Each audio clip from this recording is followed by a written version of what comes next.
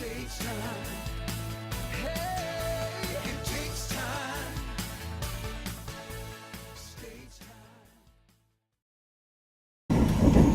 bar situated coach H, providing a wide selection of delicious home cooked refreshments. Plenty of cafeteria parking. No queues at the food bar, forward of standard coaches.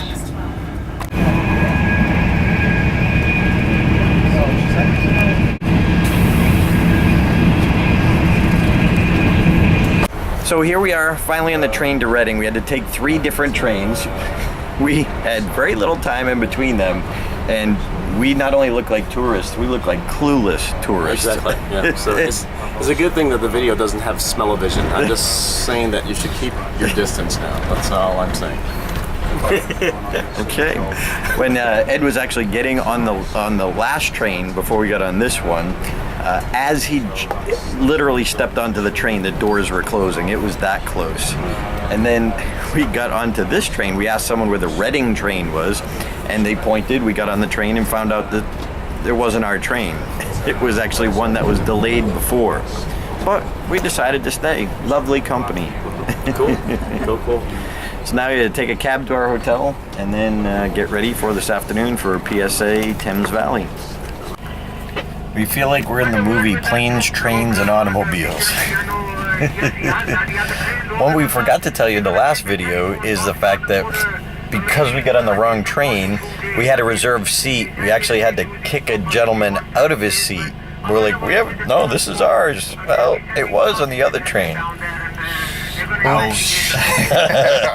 But you think it's funny, it's funny. All right.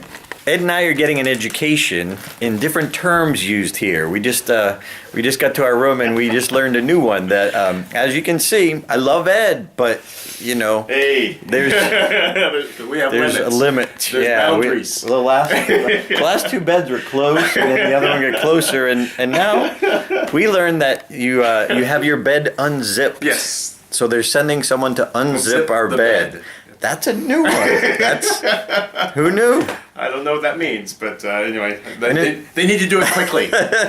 And in the train stations, we're also learning way out. So we're looking for that sign that says way out. Not an exit, way out. The foundational phrase, mind the gap. Mind the gap. Every time you get off the train. Unzippers. Ed, I think we're gonna need to call back. I need a little more unzipping. Oh man, yeah. That zipper's still tight.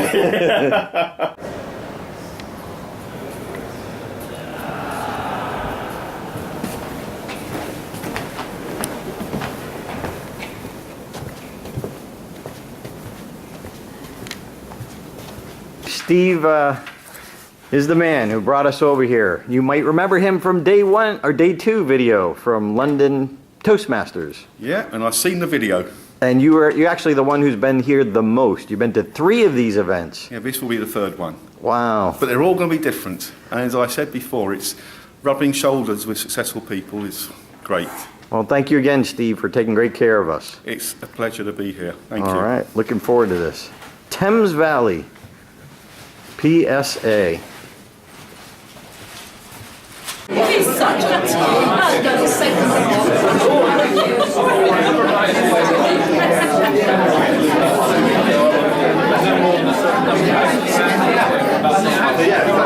Anybody else? Anybody else?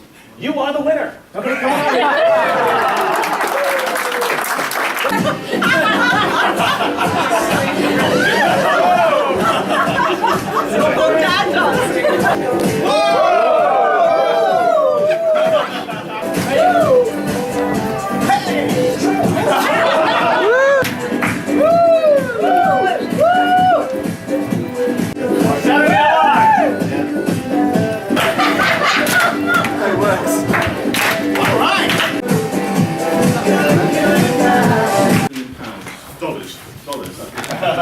That's only about £30. Yeah.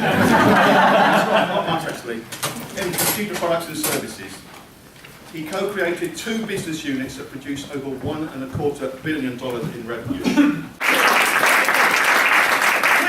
keep it going. Before I begin my program, I wanted to debrief what we did. And we call this building pre-rapport. So you tell me, what do you think are some of the benefits of having a pre-rapport activity in terms of the audience? Anyway, what is guerrilla marketing?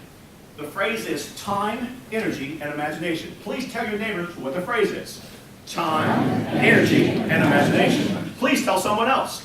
Time, energy, and imagination. Turn to one more person. 60-30-10. Give them a fist bump and say, I've got the combination. 90% off. Hi, my name is Ed.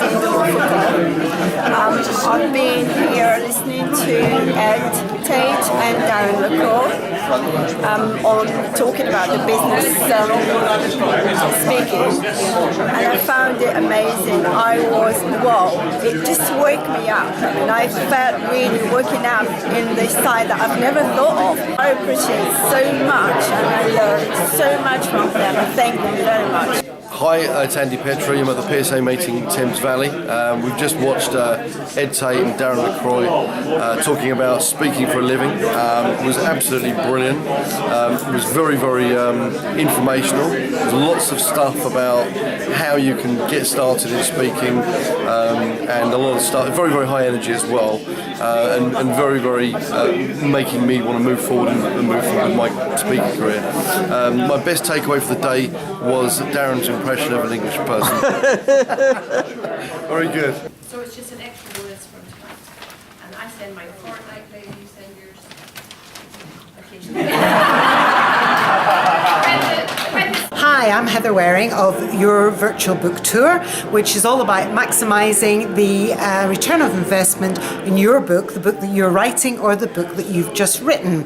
And I've been at PSA today. I'm a member of PSA. I've been presenting for years. I love this tribe. I love this community. And it's been a great pleasure today to listen to Darren and Ed talk about the business of speaking. And I've taken away so many pieces of really useful information that I can put into practice straight away. The sort of ladder, the funnel to bring down the different price ranges so you have this gentle flow from one thing to another. So you're always adding value, but you're helping your customers to move through. And I know it's going to make a difference to my business and to the clients that I work with, and hopefully bring us all value. So thank you very much, Darren and Ed. Hi, I'm Tim Luscombe. I'm the Regional President of the PSA Thames Valley in the UK. And Darren and Ed gave us a great show this afternoon. Lots of stuff that we can really apply to our businesses, and some really good information on how you can make a speaking business work. So thanks again, Darren and Ed. Okay, so I've just seen Darren speak, and it's absolutely fantastic. The information that I've taken away in terms of multiple streams of income, that I didn't think that you could get that wide in terms of what opportunities I can have to build my business. I thought I was a speaker, I thought I was just making a few products. Now I can see that I've got so much more that I can actually use, and fantastic value. Brilliant.